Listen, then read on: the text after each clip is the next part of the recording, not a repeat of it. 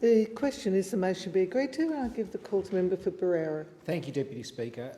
Let me pay tribute to those who've already spoken in this debate and associate myself with their words, particularly the member for North Sydney, the member for Ballongong, the member for McNamara and the member for Hunter, and my friend the member for Adelaide who's going to speak shortly. I associate myself with everything that they have said about the Armenian genocide, although in my remarks today I'm largely going to focus on the Holocaust.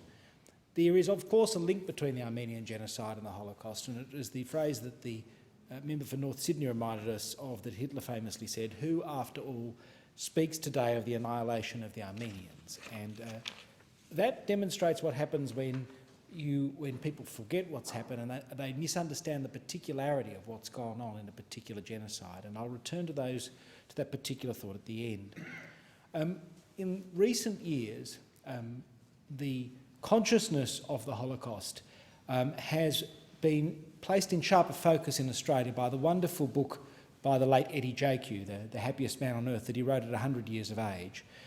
Eddie died earlier this year, and despite the extraordinarily difficult war that he faced, despite the fact that he repeatedly escaped and then was drawn back in, despite the fact that he saw most of his family murdered, he managed to maintain humanity and a wisdom of someone who had every right to be angry at the world, but who, through the reflection of his book, has been happy and grateful for his family, his friendship and the kindness of strangers.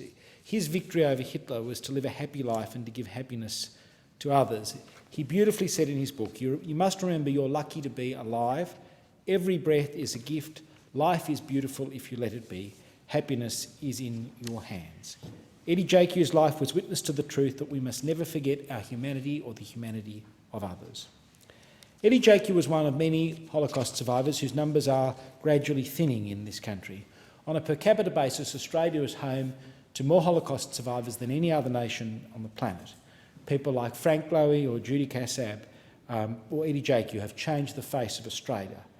While my generation had the privilege of meeting and knowing these survivors, by the time children are born in a few years' time and are old enough to understand what happened in the Holocaust, those survivors will be gone. For a coming generation without survivors, the danger is that the Holocaust will seem as long ago as the pogroms, the Crusades or slavery in Egypt.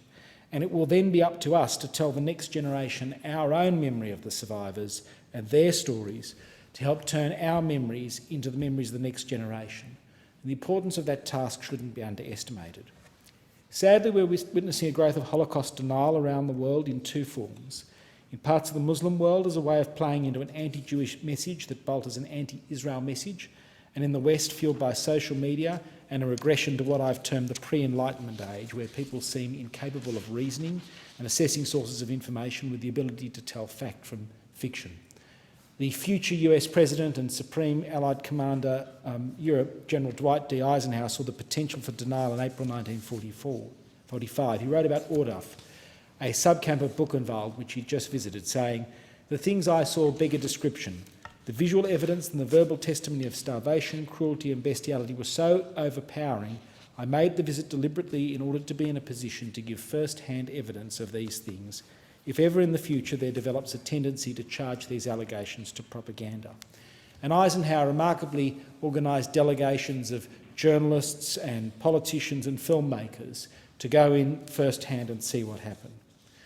The traditional view is that it is up to us to educate the next generation so that they view the Holocaust not just as the experience of Jews, Roma, homosexuals, people with intellectual disabilities, but rather as a human experience where the most civilised and enlightened society on the planet can quickly turn to a monstrous barbarism and engage in murder on an industrial scale. That, Deputy Speaker, has been the traditional view of the importance of Holocaust education. But I have been struggling with a rather arresting series of podcasts and a book by an extraordinary Jewish-American author, Dara Horn, which has just come out with the confronting title, People Love Dead Jews, and a companion podcast series, Adventures with Dead Jews. And what Dara Horn does there is she is critical of the way in which we remember these events because they lose their particularity. She says in particular, when going to the US Holocaust Museum in the United States, in Washington, you're encouraged to think of yourself as a child going through the same set of circumstances. It could be any one of us. We forget the particularity of the culture that was lost in the Holocaust. Similarly, to take us back to where we began, when we fail to remember it, we forget the culture of the Armenians.